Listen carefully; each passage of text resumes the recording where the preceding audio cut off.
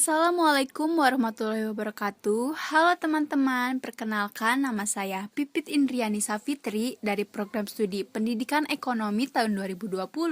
Pada kesempatan kali ini, saya akan membahas mengenai mata kuliah Pendidikan Pancasila.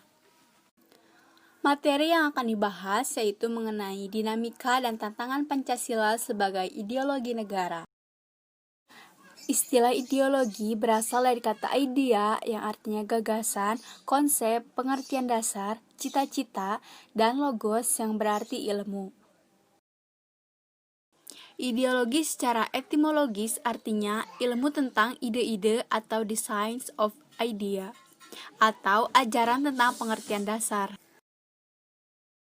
Ideologi juga dapat didefinisikan sebagai kumpulan konsep bersistem yang dijadikan asas pendapat yang memberikan arah dan tujuan untuk kelangsungan hidup. Ideologi juga diartikan sebagai cara berpikir seseorang atau suatu golongan. Ideologi dapat diartikan paham, teori, dan tujuan yang merupakan satu program sosial politik. Maka dapat ditangkap beberapa komponen penting dalam sebuah ideologi, yaitu sistem, arah, tujuan, cara berpikir, program, sosial, dan politik. Dinamika Pancasila sebagai ideologi negara dalam sejarah bangsa Indonesia memperlihatkan adanya pasang surut dalam pelaksanaan nilai-nilai Pancasila.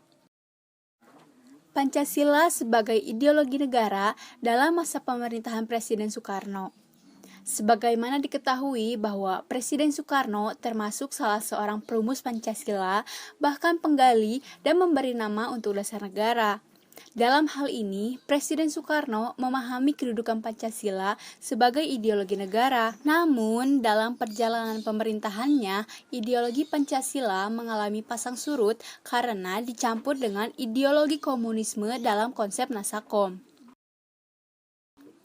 Pancasila sebagai ideologi dalam masa pemerintahan Presiden Soeharto diletakkan pada kedudukan yang sangat kuat melalui TAP MPR nomor 2 tahun 1978 tentang pemasyarakatan P4.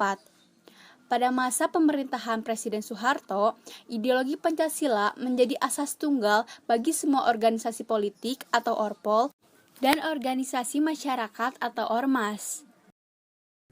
Pada masa era reformasi, Pancasila sebagai ideologi negara mengalami pasang surut dengan ditandai beberapa hal, seperti enggannya para penyelenggara negara mewacanakan tentang Pancasila, bahkan berujung pada hilangnya Pancasila dari kurikulum nasional. Meskipun pada akhirnya timbul kesadaran penyelenggara negara tentang pentingnya pendidikan Pancasila di perguruan tinggi.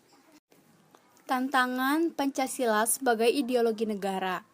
Unsur-unsur yang mempengaruhi tantangan terhadap Pancasila sebagai ideologi negara meliputi faktor internal dan eksternal. Adapun faktor internal meliputi hal-hal sebagai berikut. 1.